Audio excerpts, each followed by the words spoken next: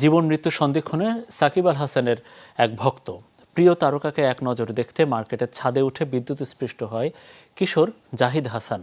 স্থানীয়রা তাকে গুরুতর অবস্থায় উদ্ধার করে পরে কুমিল্লায় থেকে তাকে ঢাকায় আনা হয়েছে।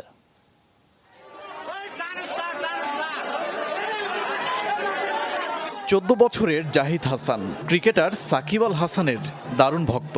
নিজ এলাকায় প্রিয় তারকা, অথচ প্রচণ্ড ভিড়, দেখার সুযোগ নেই। তাই মার্কেটের দোতলায় উঠে পড়ে জাহিদ। হঠাৎ জড়িয়ে যায় বিদ্যুতের তারে। ঘটনাটি 14 গ্রামের ধোরকরা বাজারে।